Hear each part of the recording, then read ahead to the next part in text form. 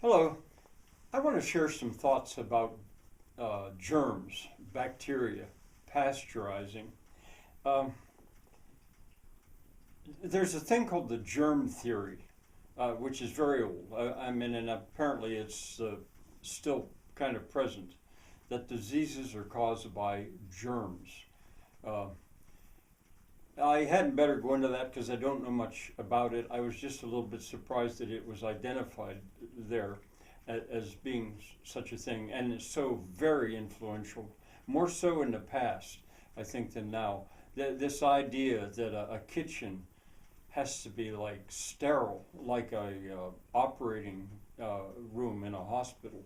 Same thing with the bathroom and about everything in your hands and you bathe yourself because there's germs. Watch what you eat. And I'm not saying some of that's not true, but I've come to really question some things about it. And what kind of tipped the balance to the point where I want to speak up about it is raw milk. Only about 3 weeks ago, I began to buy raw milk once again, a gallon a week, $4. I think I'm going to go up to 2 gallons a week because of the stuff I've learned now. And now, raw milk as opposed to whole milk, you can buy whole milk in any store, really. And, skim milk, whole milk, 2% or whatever. Uh, all of that homogenized so cream doesn't form on top. All of that is pasteurized that you buy in a store. And in many states, I think, it's even illegal to buy or sell raw milk. That's not the case in Pennsylvania. I don't know about other places. And the place that I buy the raw milk, has on display that it's state approved, it's inspected, this is all legal, and it's been like that for 20 years. And I think I maybe mentioned some 20 years ago or more, I bought some raw milk there once, but it's still there. Well, when I found out that raw milk, I've got a gallon of it sitting right there in the warm basement, which I bought yesterday. I mean, it doesn't have to be refrigerated. It doesn't go sour. And I thought, what? Milk that doesn't go sour? My wife dutifully looks at the expiration date on the half-gallon jugs that she buys and lines them up to make sure we're not drinking sour milk. Well, sour milk is pretty disgusting. When it's been pasteurized, that's the thing. If it hasn't been pasteurized, it doesn't go sour. It changes. It clabbers. I'm learning a whole new vocabulary about this, really. And I don't want to really write in. I'm going to talk plenty about clabbered milk and making cheese and all that in the future.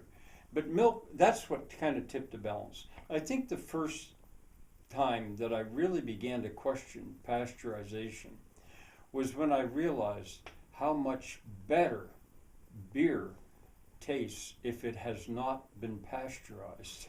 All the beer you buy in cans and bottles, in regular stores, it's been pasteurized because there's no saying how long it's going to have to keep, and if it's not pasteurized, beer will get an infection. Is what they call it. Bacteria will take over instead of yeast. I hadn't better get into this either, but there was simply no doubt in my mind when I drank unpasteurized beer that tasted so much better. And that's one of the reasons I go to the Spring Dam Brewery. If you get beer in a keg at a bar on tap, now not going into a bar and buying a bottle of beer, that's going to be pasteurized too. But if you go into a bar and you buy whatever beer they have on tap, then you are drinking unpasteurized beer.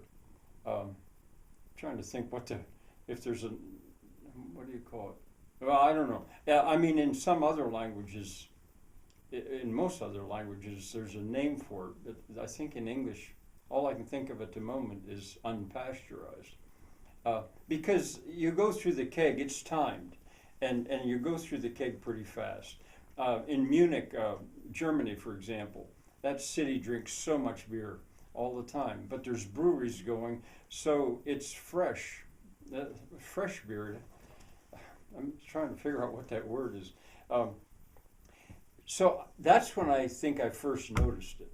But then the other thing that I've thought about is I'm experimenting with making sourdough bread. Well, to have sourdough, you've got to have a starter. Or you can make your own starter, but it's easier to just get starter from somebody else. And that starter has got the right bacteria in it to, I'm jumping from trade to trade, to have the fermentation, the rising go quicker and go differently. I mean, a regular bread, you can get it to rise, be unleavened, by putting baking soda in it, baking powder in it, and I shouldn't be doing this jumping from culture to trade to trade because I'm getting the terms mixed up. But what they have in common is that process, in every case, heat is being used to kill the bacteria, all of it, good and bad. And then when they make the product, they'll reintroduce the bacteria or yeast that they want. But the other has been all killed. Oh man, I'm being so ineloquent about this. Maybe I'll try again later, but I'm going to put this across anyway. So in the case of clabbered milk, that's not going to spoil because the bacteria in there is going to fight any other bacteria that would come into it.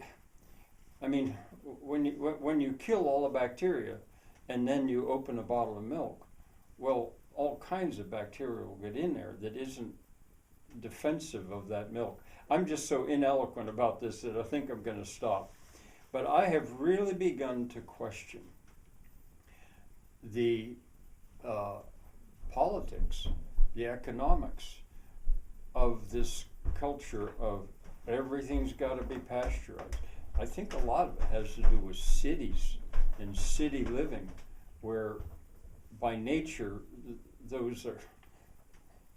they almost pasteurize themselves, cities, by, I'm going to quit. But I've tried. I'll come back to this. Bye for now.